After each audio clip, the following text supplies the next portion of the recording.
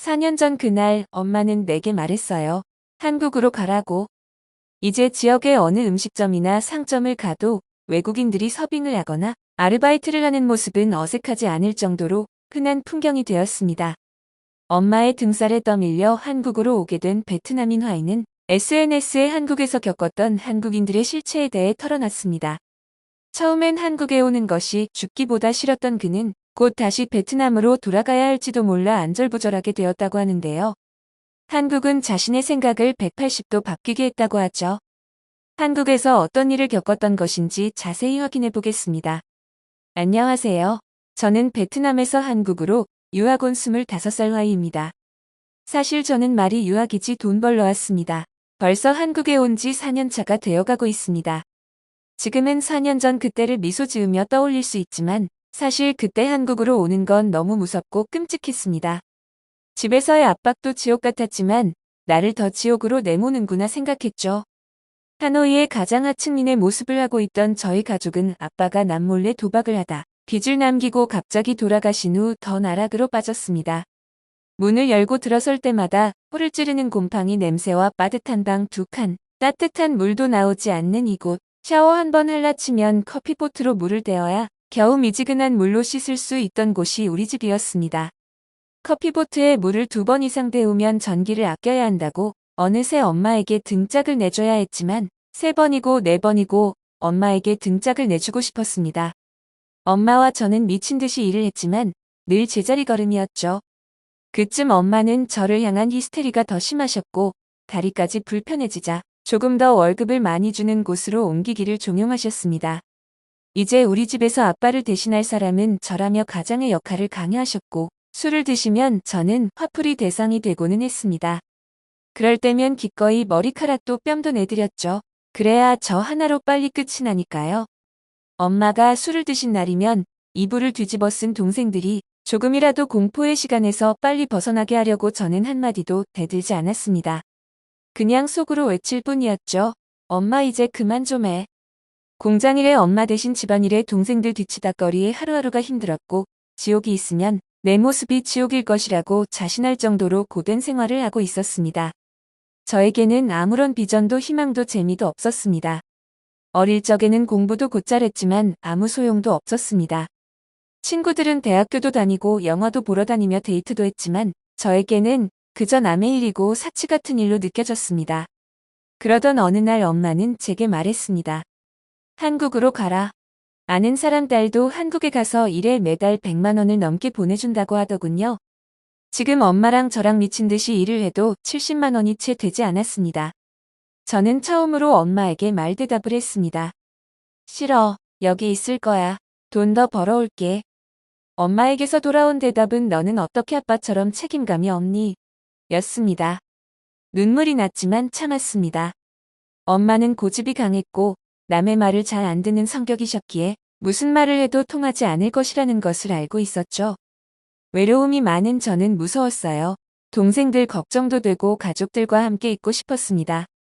또한 한국은 임금도 제대로 받지 못하고 차별받는 일이 많다고 이야기를 들었었기 때문에 더욱 가기 싫었습니다.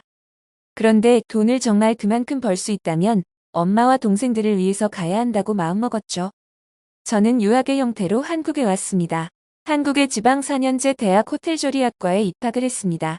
이게 비자 걱정 안 하고 4년을 한국에서 살 수 있는 가장 좋은 방법이라고 하더라고요.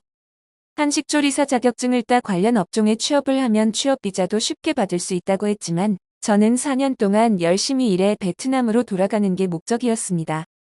한국어를 잘하면 베트남에서 취업을 더 잘할 수 있고 월급도 많이 주는 곳을 갈 수 있기 때문에 한국에서 일을 하고 오는 것도 나쁘지 않다고 애써 위로하며 시작된 한국 생활이었습니다. 저뿐만 아니라 베트남, 중국, 몽골 등에서 온 학생들이 학교에는 많았습니다. 꿈에 그리던 대학교를 다니게 된 것도 와서 보니 꿈만 같았습니다. 그러나 공부는 뒷전일 수밖에 없었죠. 늘 베트남에 있는 가족들이 걱정이 되었지만 그것도 처음뿐이었습니다. 저는 이내 한국 생활에 몰두할 수밖에 없었습니다. 제가 할 수 있는 일이 있다면 휴일도 없이 하기 시작했죠.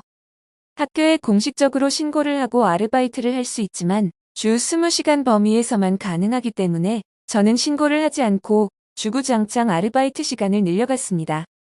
그쯤 같은 처지에 있는 베트남인을 만났습니다. 우리는 자연스레 반값을 아끼기 위해 동거를 시작했고 그는 배달 아르바이트를 했습니다. 저는 분식집, 고깃집 등 일자리가 생기면 열심히 일을 했습니다.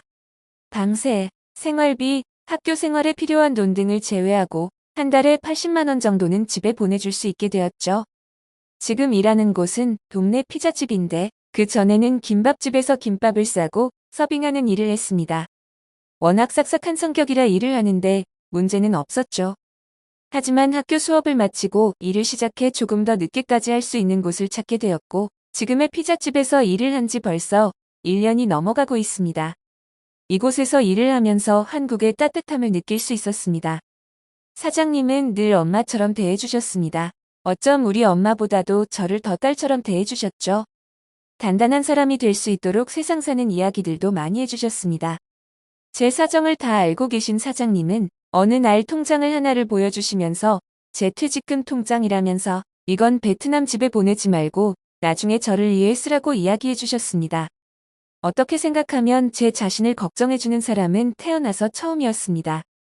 저를 위해 쓰라니요. 저조차도 제 자신을 위해 무엇인가를 해야겠다는 생각을 한 번도 한 적이 없었습니다. 그때부터 뭔가 가슴이 뜨거워지기 시작했습니다. 그러고는 늘 말씀해 주셨습니다. 너는 사랑받기 충분한 아이야. 너 자신을 먼저 사랑해 주렴. 이라고 해주셨죠. 피자집에서 일하는 건 정말 좋았습니다. 배달 시스템으로 들어오는 주문대로 피자를 만들고 포장을 하고 고객들과 많은 이야기를 하지 않아도 되었죠. 김밥집에서 일을 할 때는 의사소통이 어려울 때도 있어 실수를 하고 혼이 난 적도 있기도 했죠. 매장에 오는 손님들은 키오스크로 주문을 하니 틀릴 일도 실수할 일도 없었습니다. 한국의 시스템은 날이 갈수록 발전하고 있는 점도 놀라웠습니다. 하루는 감기 기운에 컨디션이 좋지 않았습니다. 하루라도 아르바이트를 안 하면 돈도 아쉬울 뿐 아니라 갑자기 빠질 수 없어 말도 못하고 일을 하고 있었습니다. 제 얼굴색을 걱정해 주시던 사장님은 들어가라고 하셨지만 저는 괜찮다고 했습니다. 실습을 나가느라 이번 달은 아르바이트를 생각보다 많이 못했기 때문에 참으려고 했던 것이었지만 점점 열도 오르고 힘들었습니다. 그런데 저와 교대를 하시고 퇴근하셨던 사장님이 다시 돌아오셨습니다. 한 손에는 죽과 약봉지를 들고 말이죠. 그러고는 괜찮다고 일한 걸로 체크해 놓을 테니 들어가서 좀 쉬라고 그러다 쓰러지면 사장님이 더 손해라고 이야기해 주셨습니다. 너무 죄송했지만 더 이상 버틸 수가 없어서 들어왔습니다. 그러고는 약을 먹기 위해 죽을 먹는데 눈물이 한없이 흘렀습니다. 원래 아프면 눈물이 많아지잖아요. 정말 태어나서 가장 많이 눈물을 흘려본 것 같았습니다. 그리고 따뜻함이 제 온몸을 감싸듯 편안하게 잠을 잘 수 있었는데요. 이렇게 편안하게 오래 잠을 잤던 것도 한국에 와서 처음이었습니다.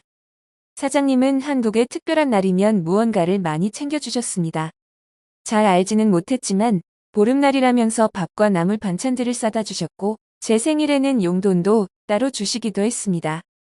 새학기가 되기 전에 오랜만에 베트남에 다녀오기로 했을 때도 사장님은 흔쾌히 허락해 주셨습니다. 동생들이 너무 보고 싶었기 때문에 한국에 온 지 처음으로 베트남에 가기로 결정했었죠. 가기 전 사장님은 꾸러미를 하나 내미셨습니다. 또 한 번 눈물이 났지만 참았습니다. 사장님은 엄마에게 줄 화장품 세트와 동생들에게 줄 가방을 선물로 준비해 주셨던 것이었죠. 그러고는 아무 걱정 말고 푹 쉬다 오라고 동생들과 즐거운 시간 보내고 오라고 이야기해 주셨습니다.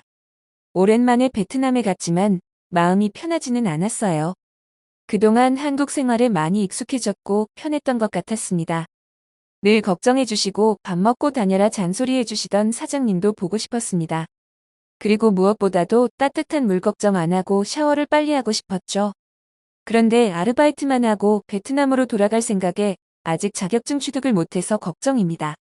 관련 업종에 취업을 하지 못하면 베트남으로 돌아가야 하는 상황이에요. 아님 불법 체류자가 되거나요. 걱정이 앞섰지만 사장님은 또 한 번 제게 힘을 주셨습니다. 저는 워낙 성실하고 꼼꼼하기 때문에 이제라도 한국에 남을 결심이 선다면 자격증 취득하는 것은 문제가 없을 것이라고 응원을 해주셨습니다. 공부할 수 있도록 아르바이트 시간도 조절해 주시겠다고 하셨죠. 처음 겁을 잔뜩 먹고 한국에 올 때는 다시 베트남으로 돌아갈 결심이었지만 오히려 한국에 와서 저는 더욱 성장하고 있음을 느끼고 있었습니다. 그리고 저를 위한 꿈도 조금씩 생기기 시작했습니다. 다 제 걱정을 해주고 믿어주시는 사장님이 계셨기 때문이 아닐까 싶습니다. 화이의 이야기 어떠셨나요? 쫓기든 도피처로 왔던 한국이 화이에게 안식처가 될 수 있어서 정말 다행입니다. 희생만 하고 살아온 삶의 꿈이 생겼다는 화이를 응원해주시면 좋을 것 같습니다. 재미있고 감동적인 사연 제보해주시면 감사하겠습니다. 별별 이슈였습니다. 영상을 끝까지 시청해주셔서 감사합니다. 구독과 좋아요는 영상 제작에 큰 힘이 됩니다.